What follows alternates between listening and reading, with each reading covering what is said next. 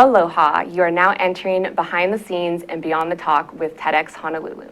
I'm your host, Justine Espiritu, and thank you ThinkTech for letting us have this show where we can have the opportunity to get more in-depth to all the speakers we have featured at the TEDx Honolulu events, as well as get to know and meet the volunteers and community partners that help us behind the scenes to make these events happen. Today's guest is Doorae Shin.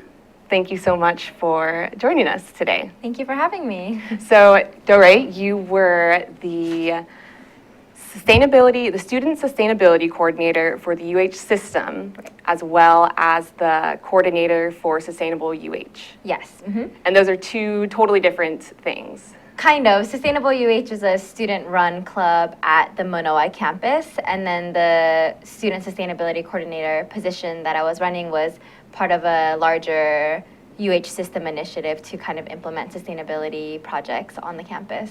Cool, awesome. I never knew exactly what you did or what kind of title, if you were doing work or volunteer, but I was stoked. So you came on board with TEDx Honolulu for our last event in March, and me and our team had created the sustainability team the year previously, but it was kind of rushed. I think we had like 2 months to kind of figure out what we were doing. So this next event coming up, we had more time, and I was super excited to get the opportunity to bring other folks in the community that are doing these initiatives and excited about integrating sustainability into events and try to bring it into our event. Right. So you at the time were a RISE intern? I had finished my RISE internship, which was with marine debris, and so we were planning beach cleanups and doing educational projects to kind of share information about the problems of plastic pollution on the islands. Cool, awesome. Yeah. So yeah, I think that's when you came on board. And so you started out kind of I think I designated you the lead of waste or something, but then always how it goes, people jump on board and then their role kind of evolves. Yeah, transforms. Yeah. So what, based on your experience of our year kind of planning, what were the kind of initiatives you wanted to focus on when you joined TEDx, and then how did that evolve? Yeah, I mean, when I first heard that the theme of TEDx was paradigm shift, I was confident that I had to be a part of it.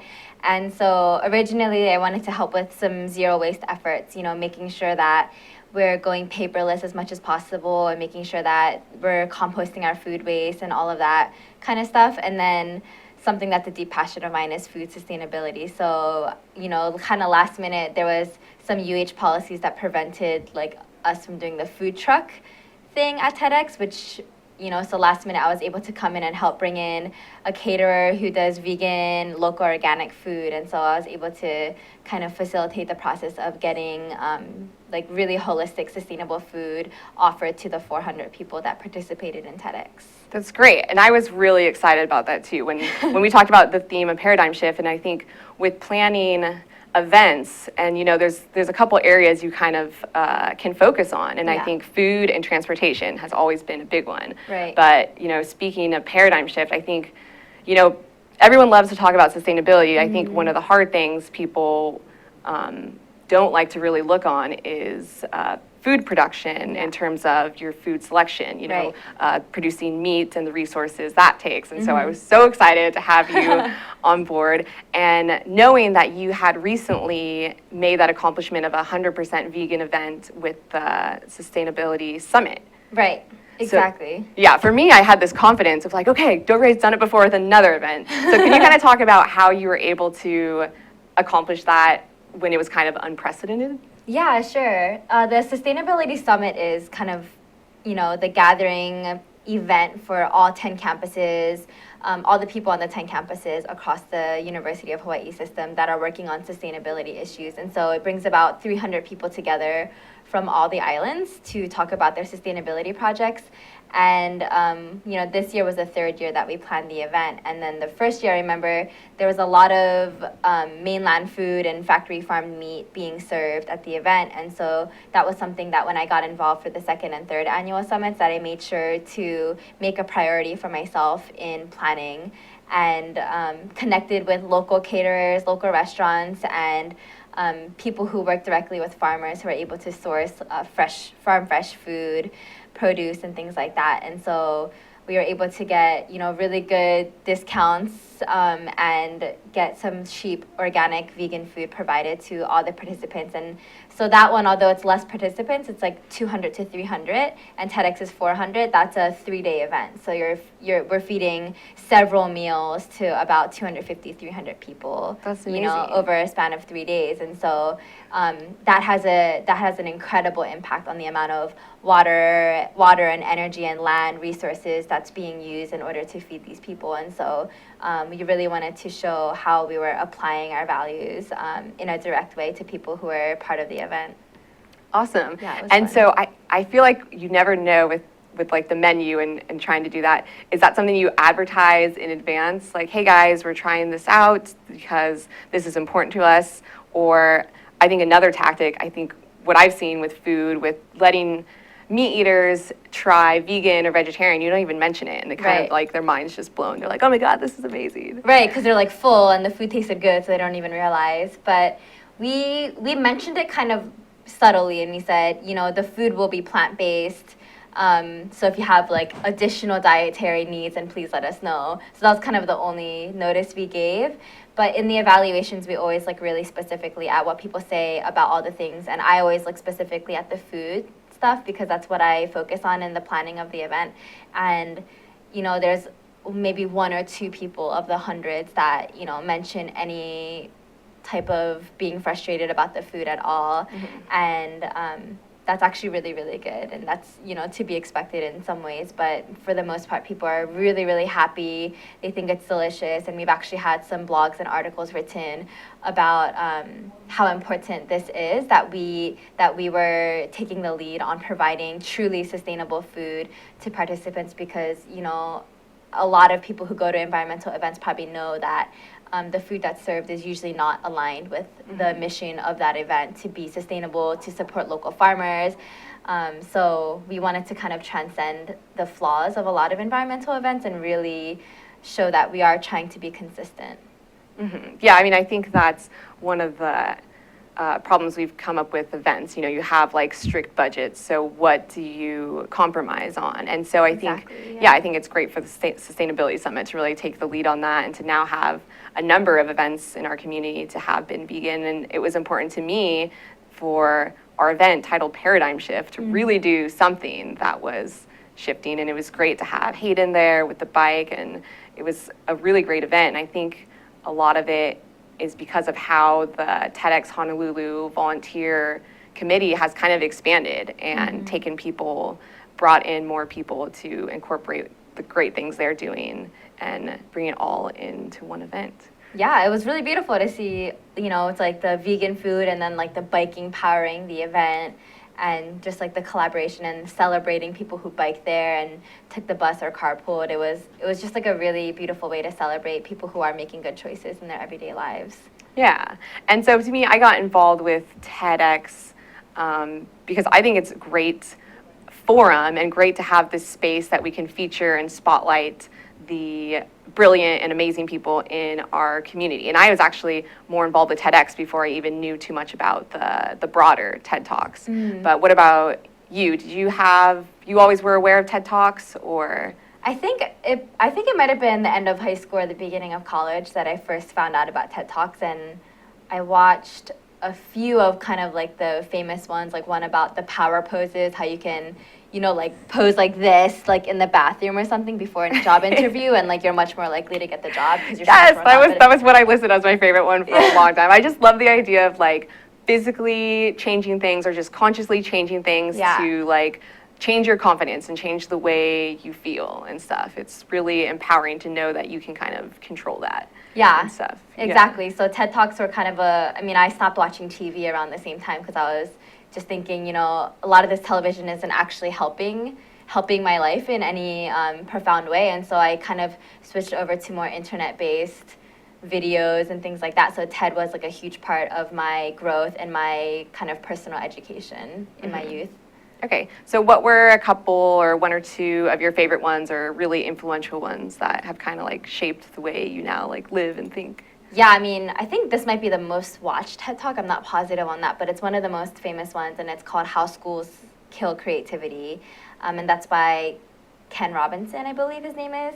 And that's really about, how our school systems have shifted in the past few decades to a way that keeps us in a certain paradigm, and it keeps students following the rules. It keeps them learning specific things that have been curated by the more powerful people in the nation and the world, and how students in general are like much less able to be free in what they're learning and to really figure out what their passions even are, because they're stifled from a young age.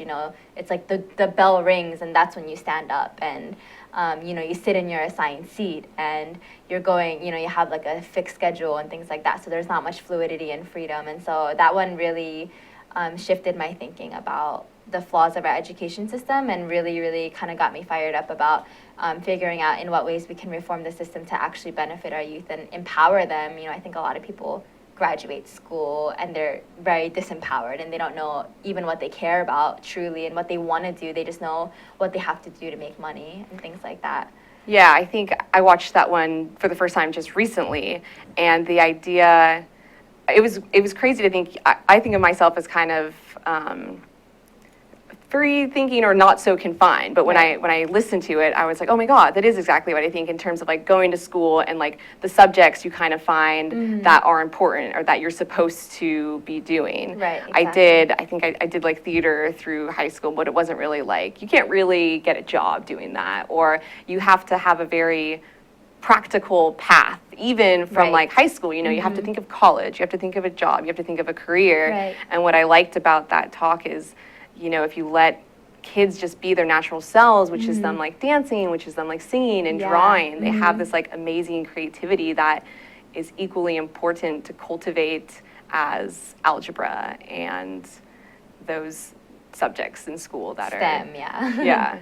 But so how do you think that made it, like, struck your interest? Do you think it made you change right away or over time? It's something I remember taking kind of furious notes when I first watched that one, and it's something I never stopped thinking about and never stopped quoting and sharing with people. And I just think it's really important because we're all students, and for the most part, we all go to school, and most of us go to public schools. And so it's really important to deeply consider the consequences of what the schooling system does to us, and in what ways, say we have kids or we know other children that are going through this process, how we can still nurture them in ways that celebrate their creativity and don't make them forget who they really are.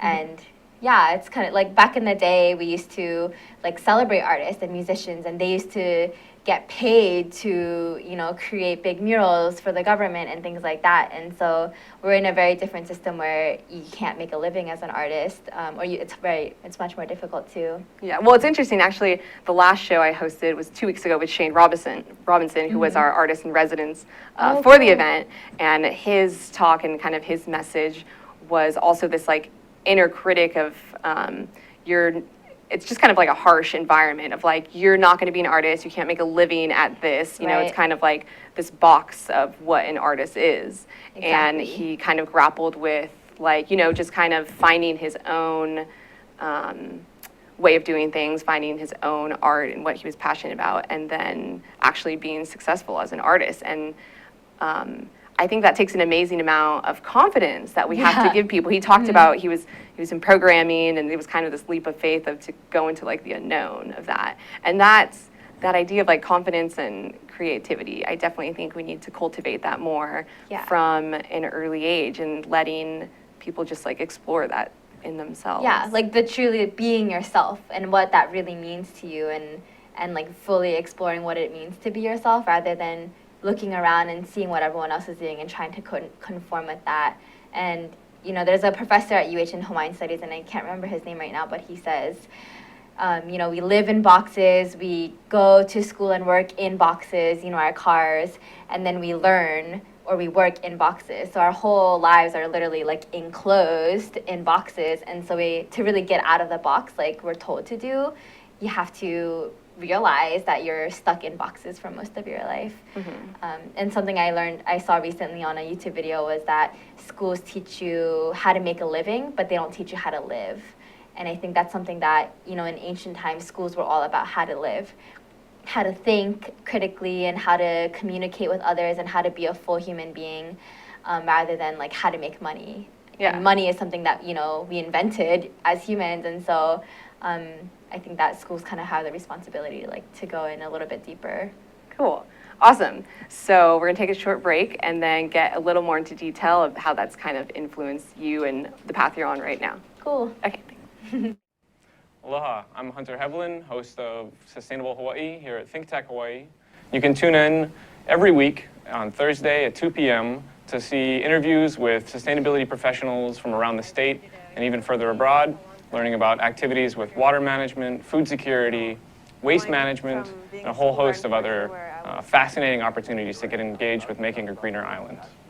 So if you're interested in making the transition from consuming individuals to communities of producers, check us out every Thursday.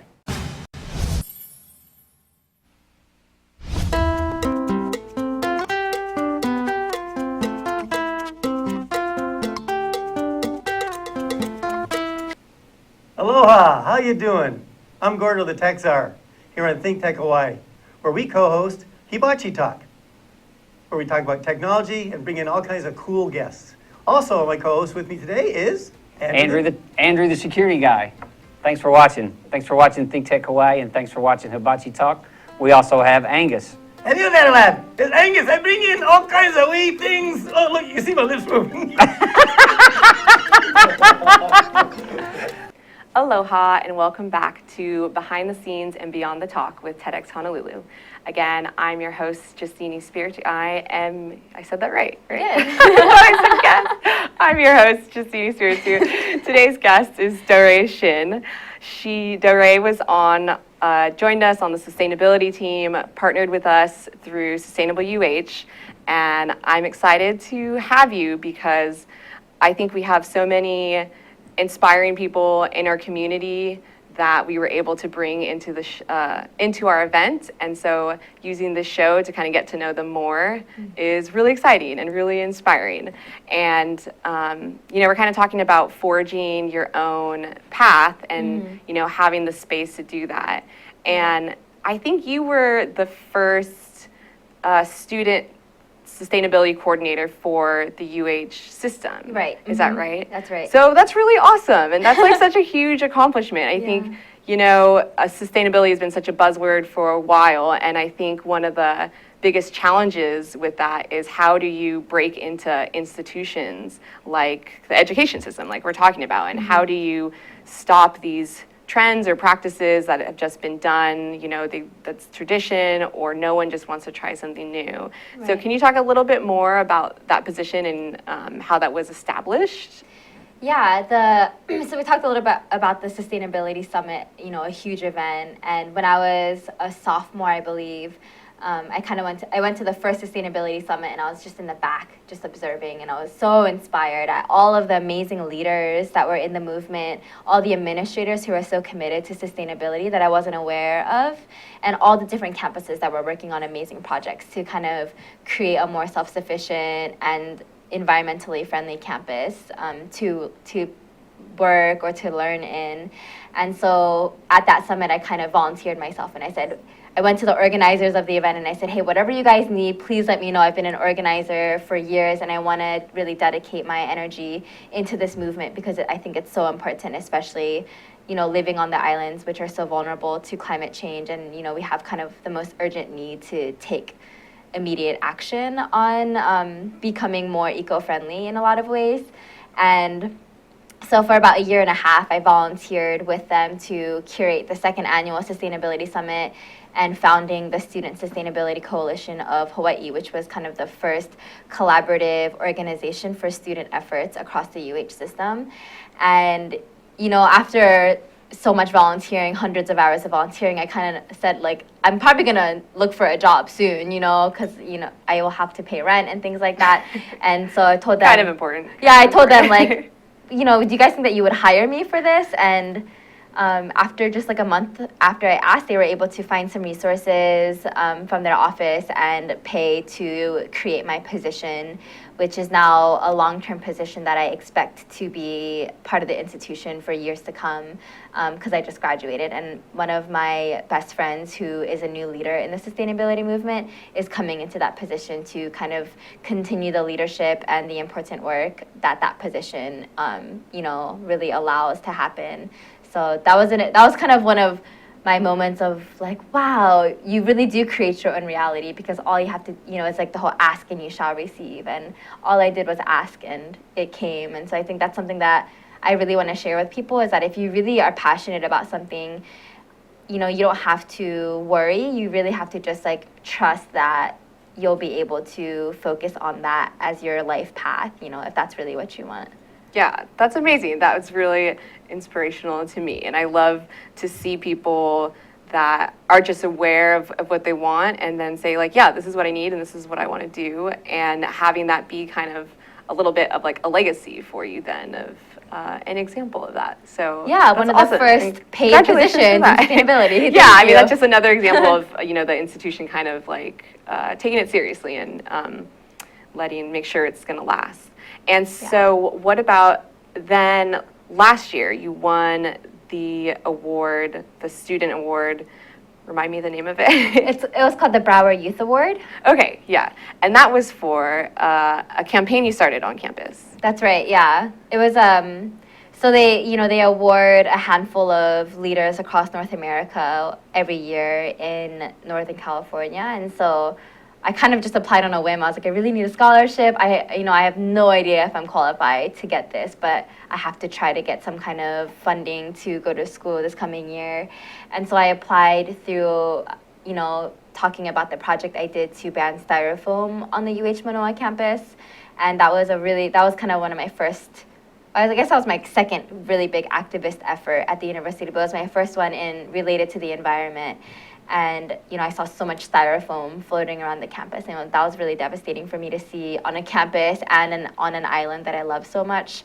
And so started a petition campaign, worked directly with administrators, mentors, staff. There was tons of people who were so amazing to have their expertise on the team. And, just within a semester, we were able to create a policy that banned styrofoam from being served on all campus dining locations, which is the flagship university of the UH system. So that was a really huge victory for the environment, really, for the earth.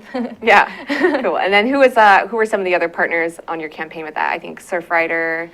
Yeah, Surfrider Foundation. We had Styrophobia as part of it, and there was the Surfrider Foundation, Oahu, but also the UH Manoa chapter. So it was a lot of us students who were putting in work into that movement. And then a lot of administrators and faculty, like Robert Perkinson in American Studies, wrote the policy.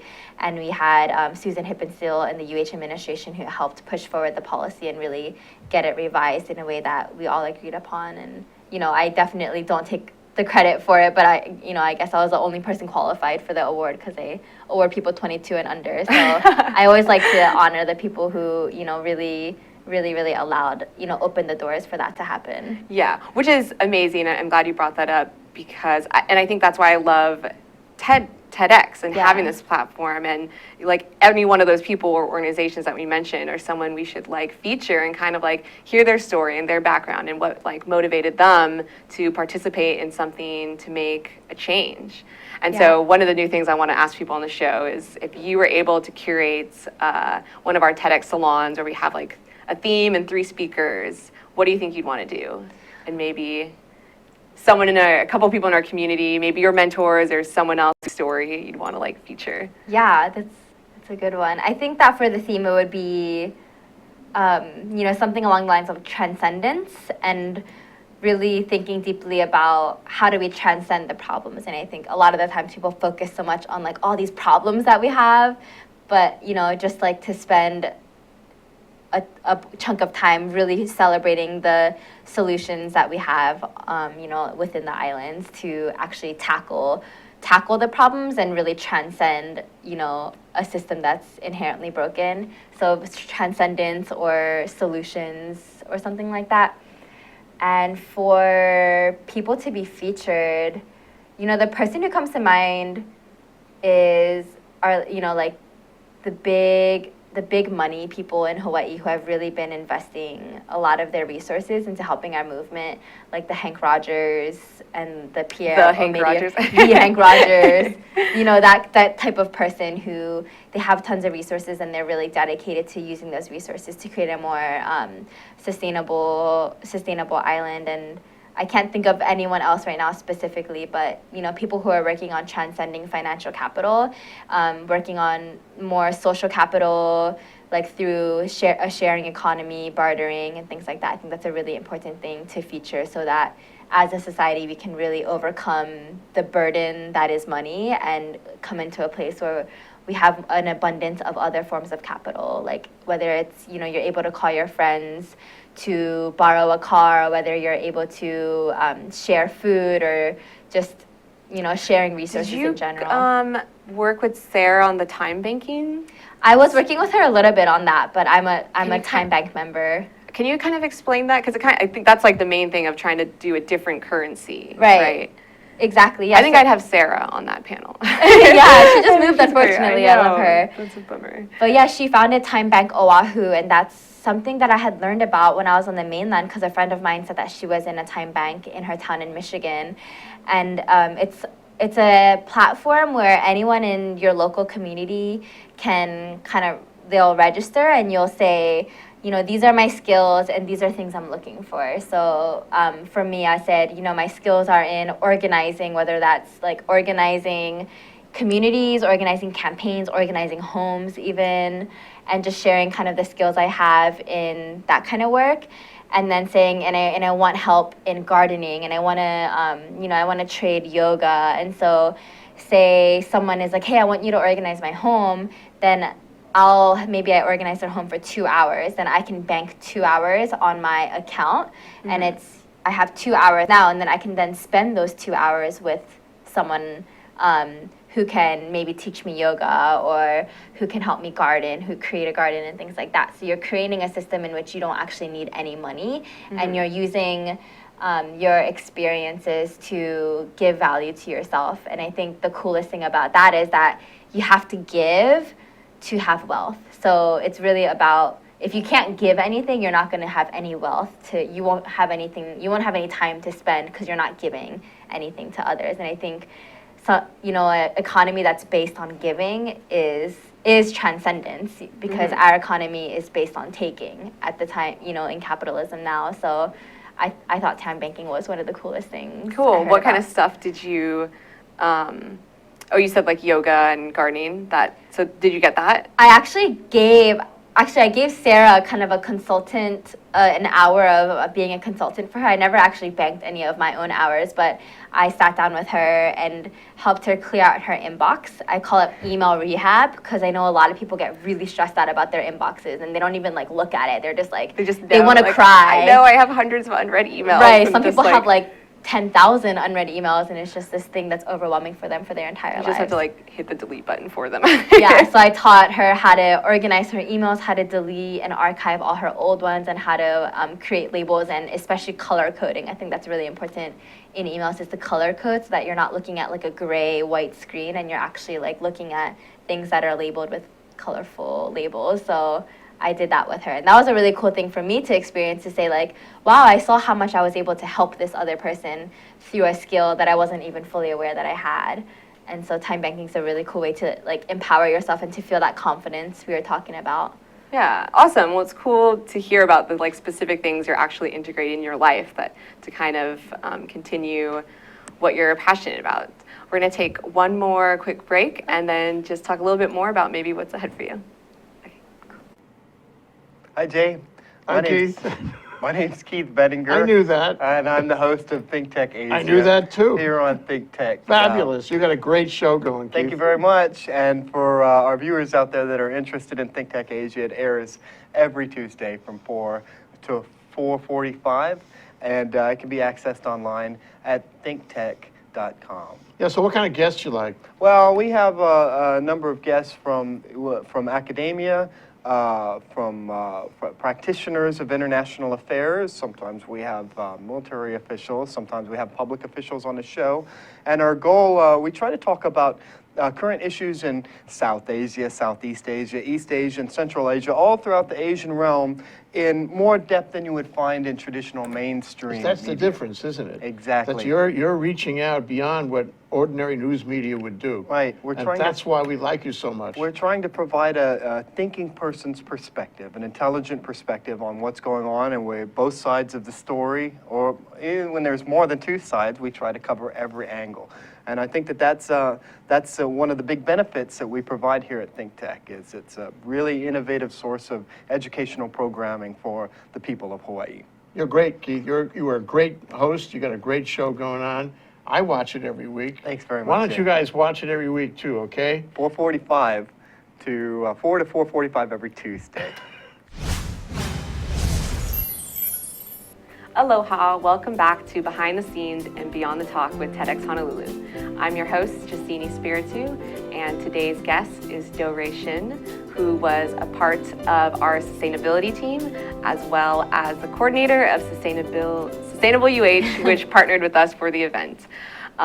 So yeah, it's been an awesome past hour, just kind of getting to know how the TED Talks have kind of influenced you and how that's been very much on the forefront of how you kind of live your life and the choices you make. So now that you're just graduated, Right. Are you going to hang out for a while, or what are your plans?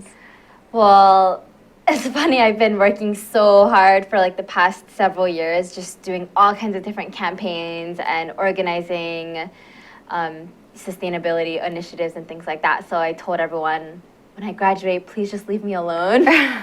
And I said, I'm just going to take the summer off. And so I've been woofing on the Big Island, and I've been traveling around. I'll be in California next month for a leadership training. And so I'm just kind of taking the summer right now to be re-inspired by all the nature around us, and especially how beautiful it is on our island. And so that's kind of how I'm spending my time right now. But you know, looking forward, I've been really inspired. I was on a vegan intentional community called Gentle World for all of June, and it was really beautiful for me to see, you know, a large group of people living together with the same mission to, you know, create a more peaceful and compassionate world. That was on the Big Island? That was on the Big Island. Okay. Yeah, and so I've been re-inspired. This is a dream I've had for a few years now, but now that I'm graduated, it's kind of more tangible for me. So I kind of went, my friends and I were thinking about creating an intentional community in Eco Village. Here in Oahu?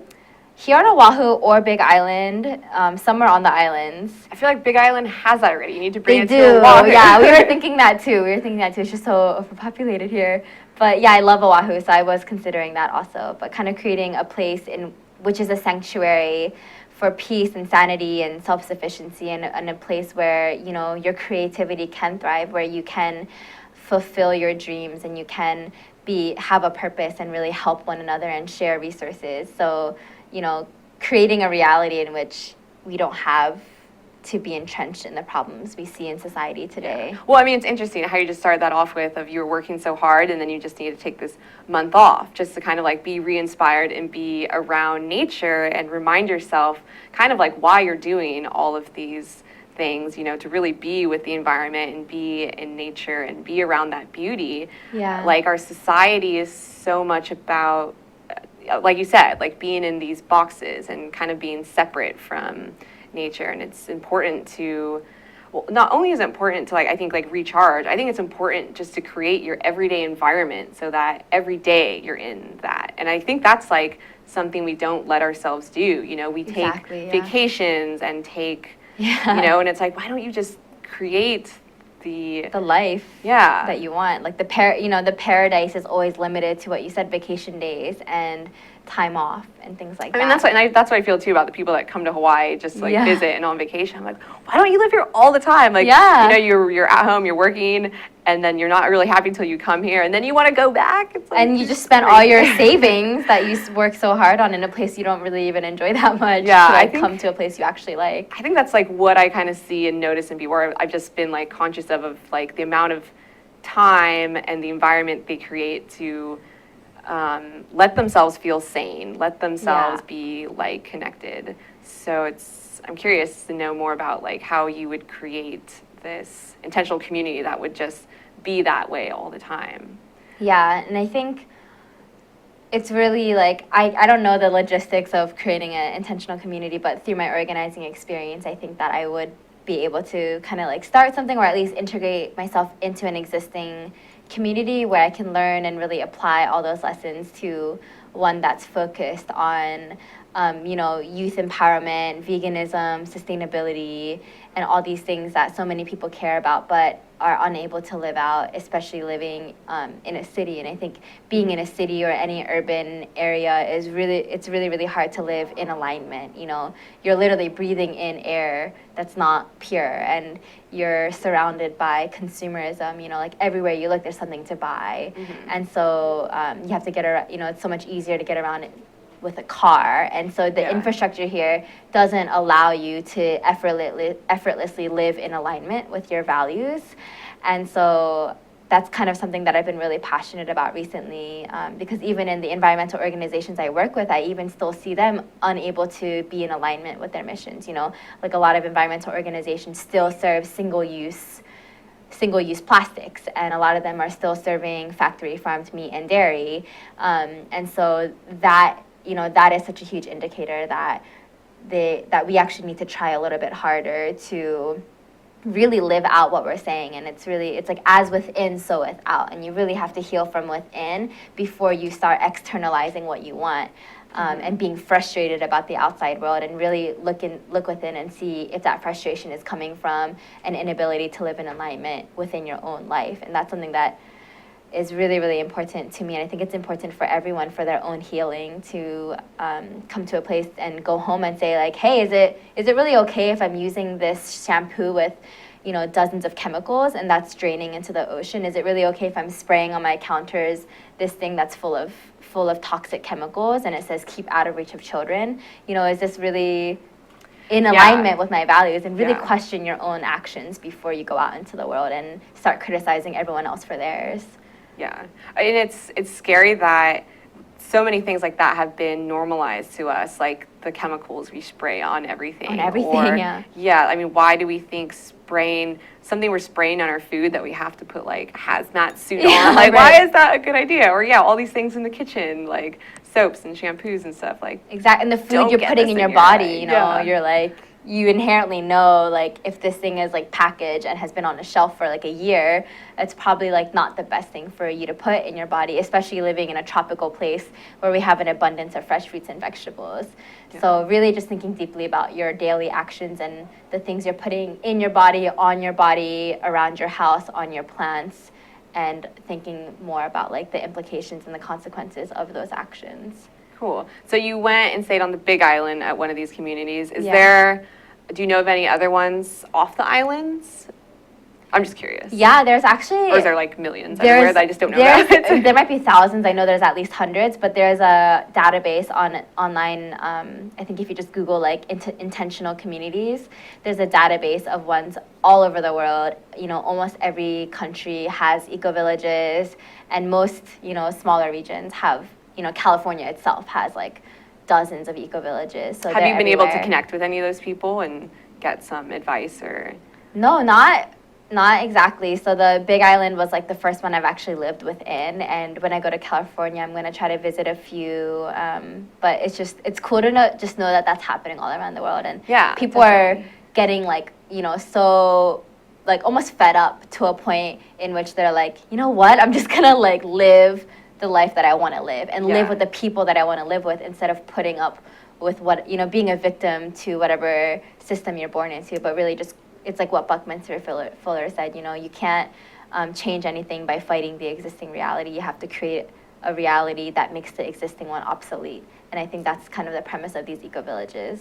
Yeah, I mean, I think that right there, that quote you said, just also shares another perspective of people that are frustrated and angry at the society, and then but they're not doing anything productive about it. They just wanna angry. They just want to be angry. Yeah. And then there's some people that maybe aren't angry, but they just kind of isolate themselves, and they're like, okay, I just want to do my own thing, like peace. And I get frustrated, like so many people that are like my heroes and I admire, they're just like doing their own thing. And I'm like, no, you have to come to this event, like talk to these people. These people need to like hear you. Yeah. But they're just like, I just don't even want to participate in that society at all. So again, that's something that I really admire about you. You're doing your own thing, but you still make it a point, I think, to be engaged in society and community, Yeah. which I think is what we need, because more people need to see this kind of example and Yeah. this kind of like conscious thought and conscious living. So please don't build a hut and never leave it, okay? I'll make sure I still have some kind of connection to the world. I think that's important. You know, if you really want to like